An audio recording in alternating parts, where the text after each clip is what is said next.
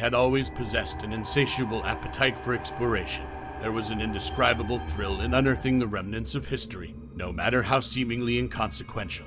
Abandoned parks and derelict buildings scattered around my city became my playground, each a canvas for discovering forgotten stories of the past. My house, perched on the outskirts of town, bordered a vast and mysterious forest. A place of wonder and intrigue, it beckoned me to venture in and explore its hidden secrets. Often, I'd embark on hikes to clear my head, deliberately choosing different paths to keep the excitement alive.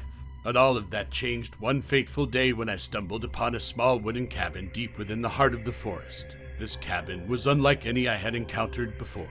It appeared as though it had been abandoned for decades. The door was missing, the wood weathered and rotten, and nature had claimed it back with a ferocity that intrigued and unnerved me simultaneously. It was as if this humble abode had been forgotten by time itself. The first time I saw it, a surge of fear and anxiety overwhelmed me unexpectedly. My heart pounded against my chest, and my hands trembled, though I typically carried a knife and pepper spray during my explorations for self-defense. On that particular day, I had left them behind. I had planned only a brief walk, never expecting to confront such an eerie and unsettling cabin. Perhaps it was intuition or some unknown force, but an inexplicable feeling of dread held me back, urging me to turn away and return home.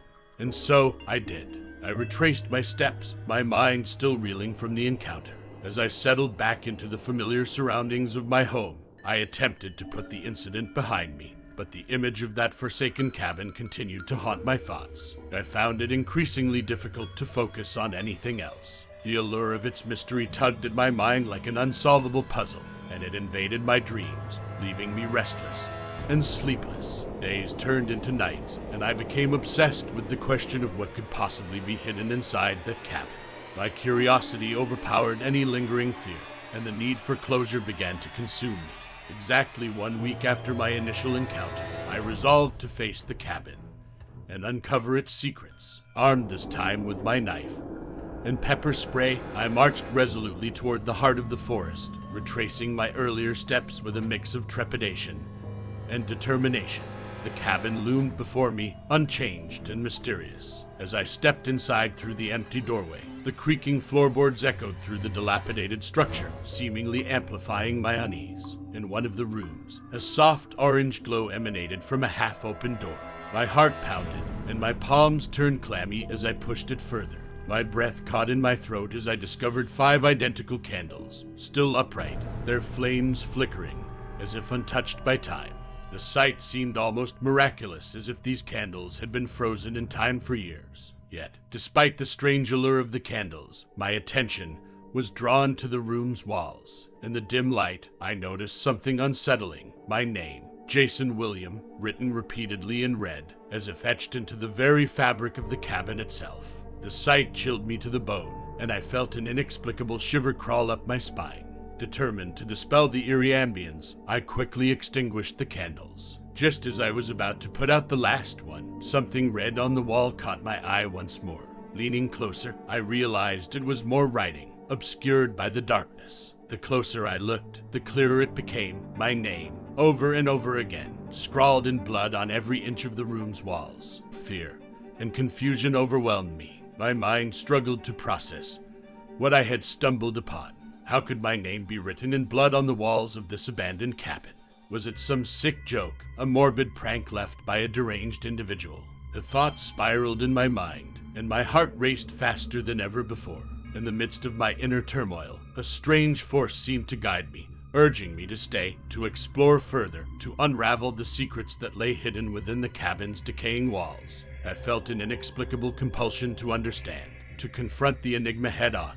With each step, I ventured deeper into the heart of the cabin, my mind both eager and terrified of what I might discover. My journey led me to the back of the cabin, where I found an old, worn staircase heading down into darkness. The stone steps felt cold and ancient under my feet, and torches on the walls lit my way as I descended into the unknown.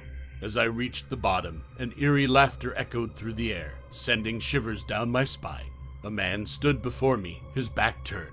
As he turned around, my heart skipped a beat. It was me, an older version of myself, but unmistakably me. The resemblance was uncanny, and my mind struggled to comprehend the impossible sight before me. Before I could react or make sense of the surreal encounter, I noticed a knife gleaming in his hand. Panic surged within me, and I instinctively grabbed my pepper spray, spraying it directly into his eyes. As he staggered back, I seized the opportunity, drawing my knife, and striking him in a desperate attempt to defend myself. He fell to the ground, lifeless, and horror and disbelief engulfed me. I had just taken the life of an older version of myself, an act beyond any rational explanation. My mind swirled with confusion and guilt, unable to grasp the reality of what had just transpired. A sense of dread settled in my chest as I realized the gravity of my actions. I couldn't simply walk away from this cabin, from what I had done. The weight of my own mortality, my own existence, bore down on me like a heavy burden. I had taken a life, my own life, and now the cabin held me captive, a prisoner to its enigmatic secrets. Night fell, and I had no choice but to hide the body. In the depths of the woods, I dug a grave, attempting to bury the evidence of my dreadful deed. As I looked at the freshly dug earth, an unsettling feeling washed over me. I couldn't escape the fact that this grave was yet another reminder of my own mortality, my own vulnerability. But the night had more chilling surprises in store. As I wandered further into the woods, I stumbled upon a series of deep holes in the ground, each serving as a gravesite. As I peered into one, my heart pounded furiously. As I realized the horrifying truth, each hole held the lifeless body of a version of myself. It was a macabre graveyard, a haunting reminder of the transient nature of existence. As I realized what I had become settled in, a chilling question gnawed at my mind. Was I doomed to repeat this gruesome cycle for all eternity? Was there no escape from the horrors of the cabin's curse? Returning to the cabin, I knew that I couldn't leave. The cabin demanded a resident, and I had become its unwilling prisoner, destined to perpetuate its grim legacy. I had to accept the haunting truth that my life was now bound to this decrepit dwelling, destined to relive this horrifying ordeal every time a younger version of myself walked through that forsaken door. And so, sitting in the middle of the cabin, I write this desperate cry for help on my phone, its battery nearing its end. With each passing moment, I fear that I may be trapped here indefinitely, forced to witness the horrifying cycle of my existence repeat for all eternity. My mind is tormented by the haunting question, will there ever be an end to this nightmarish cycle, or am I fated to forever be the unwilling resident of this cursed cabin?